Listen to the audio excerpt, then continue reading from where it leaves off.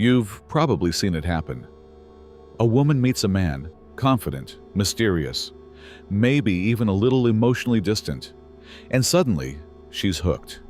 Not just interested, not just curious, but hooked. The irony? The more he pulls away, the more she wants him. It's easy to label it as bad taste, or blame it on toxic patterns. But beneath that emotional chaos lies a much deeper psychological truth. One rooted in evolution, childhood, and the architecture of the human brain. Let's start with the basics. Why are we drawn to what we can't have? Better yet, why does emotional unavailability make someone more attractive? Here's what most people don't realize. Attraction isn't always about what feels good. It's about what feels familiar, rewarding, or challenging. And sometimes, what's most challenging feels the most rewarding. Psychologist Helen Fisher, a biological anthropologist, discovered through fMRI brain scans that romantic rejection lights up the same regions of the brain associated with craving and addiction. When a woman is unsure where she stands with a man, her brain begins to treat the situation as an unsolved puzzle. And here's where it gets dark. The brain is addicted to solving puzzles it can't figure out. Now, let's layer in something deeper. Attachment theory. According to Bowlby's research, the way we bonded with our caregivers as children becomes the blueprint for how we connect with others in adulthood. So, if a woman grew up with inconsistent affection, one day warm, the next day cold, she subconsciously associates emotional unpredictability with love. This means, if he's confusing me, it must be real. If I'm constantly trying to win him over, it must be worth it. It's not logic, it's imprinting. Then comes the cultural programming. Movies, books, and songs often romanticize the hard-to-get persona. The brooding man, the mysterious guy, the one who barely texts back. We're taught that if someone is aloof, it means they're deep. If someone is emotionally distant, it must mean they've been hurt, and you might be the one to heal them. But healing someone emotionally unavailable doesn't build love. It builds attachment addiction, and most of the time, it's one-sided. Now ask yourself this. Have you ever wanted someone more simply because they didn't want you back?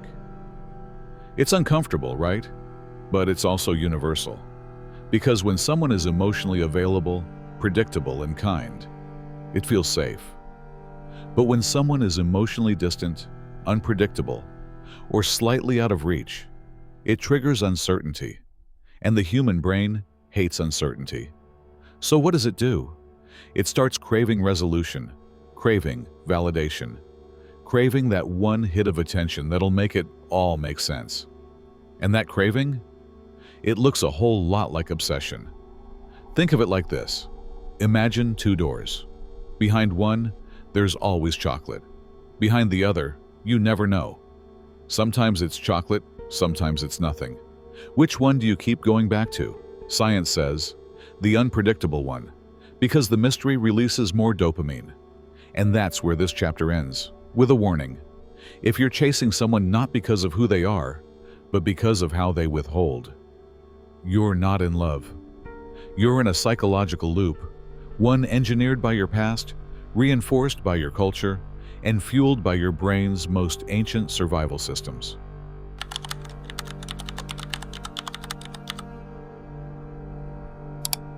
There's a cruel twist in the psychology of addiction. The brain doesn't crave what's constant. It craves what's inconsistent. This is called intermittent reinforcement, and it's one of the most powerful psychological traps in existence. In fact, it's the same principle used in slot machines. You pull the lever, nothing happens. You pull again, nothing. You pull again, boom, reward. Your brain lights up.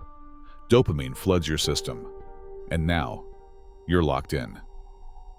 It's not the reward that hooked you. It's the unpredictability. Now apply that to relationships. Let's say a man gives a woman attention one day. Warm texts, flirty messages, maybe even emotional intimacy. Then, silence. She's left hanging. No explanation. Just emotional static. A day later, he's back again. Charming. Maybe even vulnerable. Then cold again. That emotional push and pull creates a loop. And inside that loop, dopamine doesn't just spike, it floods. Why? Because the brain now ties the rare reward, his attention, with intense emotional payoff. It's like a game. Only she's not playing, she's being played. The psychiatrist B.F. Skinner famously tested this idea in the 1950s using pigeons. He found that when a reward came at unpredictable times, not consistently, the pigeons would peck more frantically, desperately trying to trigger the reward. Sound familiar? That's what many women experience emotionally. They're not in love with the man.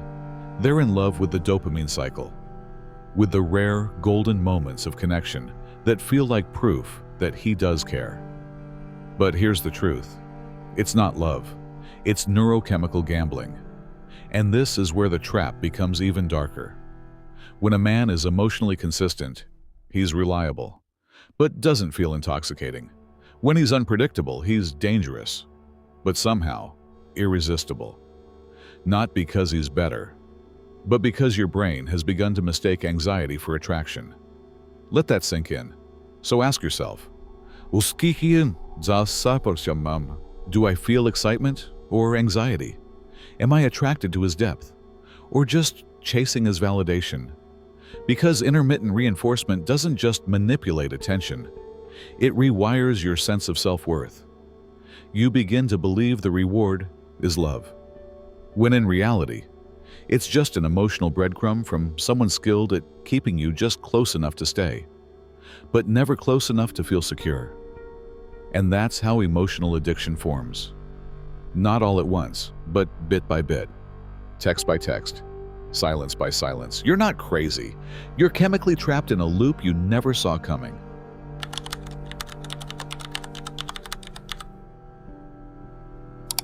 Let's talk about control. Not the obvious kind, like dominance or manipulation, but the silent psychological control that comes from emotional uncertainty.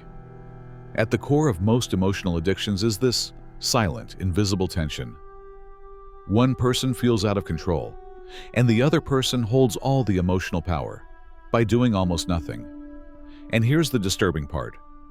The person who cares less controls more. This power imbalance isn't always intentional, but it's real. When someone knows you're emotionally invested, yet they remain unpredictable, they don't have to manipulate you. They just have to exist in your orbit. A glance, a delayed reply, a withdrawal of affection. That's all it takes to trigger a psychological storm inside you. So why does the lack of control make you want someone more? Because your brain is hardwired to seek closure. When something doesn't make sense, especially emotionally, your mind kicks into hyperdrive, trying to create meaning. The moment a man becomes emotionally inconsistent, your brain starts reaching for patterns. Did I say something wrong? Was it something I did? Maybe if I show him more love, he'll come back. And in chasing those answers, you give away something even bigger than your energy. You give away your personal power. Neurologically, here's what happens. Every time he withdraws, your dopamine levels drop, causing anxiety. Then, when he resurfaces, that anxiety gets replaced with pleasure, which your brain interprets as relief. And relief is a powerful reward. That's what creates the dopamine trap. Not just the reward, but the relief from emotional chaos. And this loop keeps you stuck. The longer it goes on, the more your brain starts associating emotional turmoil with emotional depth. The pain starts to feel like love, but it's not. It's a hijacked nervous system. And here's a psychological kicker most people miss. The brain doesn't bond with who someone is. It bonds with how someone makes you feel. So if someone makes you feel unpredictable highs and lows, you'll bond harder with them than someone who simply gives you peace. It's not healthy, but it feels intense. And intensity often gets mistaken for love. Let me ask you something. If a man constantly made you question your worth, but occasionally made you feel like the center of his world, wouldn't that feel more powerful than someone who was just kind and consistent? That's the psychological paradox. We crave control, but we become addicted to those who deny us that control.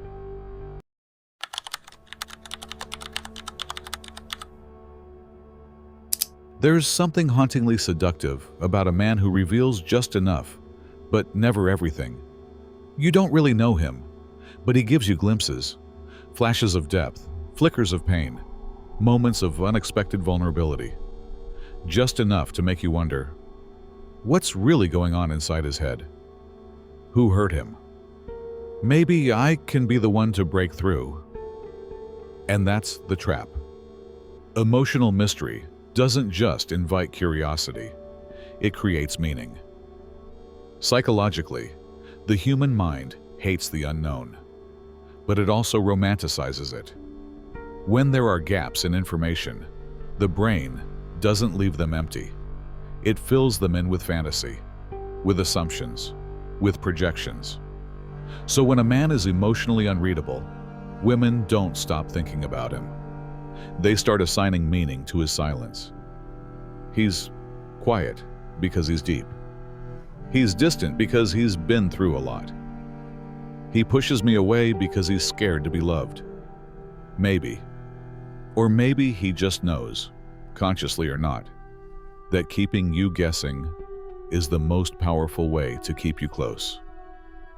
This concept is called the mystery magnet. In dark psychology, it refers to someone who maintains an emotional fog, never clearly defined, never fully accessible. And in that fog, people get lost, because instead of seeing the man for who he is, they chase who they think he might be. The longer you're left guessing, the more personal it becomes. Your brain wants resolution, and if it can't get it from him, it starts building it internally. You imagine conversations that haven't happened. You script possible futures. You analyze every word, every pause, every emoji. Not because you're irrational, but because your brain has turned him into a psychological puzzle, and you've made solving him your mission. Now here's where it gets darker. The mystery isn't just stimulating, it's also a shield. When someone keeps you emotionally confused, it becomes nearly impossible to hold them accountable. They didn't lie. They didn't commit. They didn't promise. They just let you fill in the blanks. And the more you fill in, the more invested you become. Not in the relationship, but in the idea of it. This is how emotional mystery becomes emotional manipulation. Not always maliciously, but still damaging. You stay not because you're happy, but because the ambiguity has become addictive. You believe the next emotional breadcrumb will bring clarity, that maybe the next conversation will finally make sense, but it never does, because mystery isn't a phase, it's a tactic. So let me ask you one last thing. Are you in love with him? Or are you in love with the story you've built around him? That's the turning point.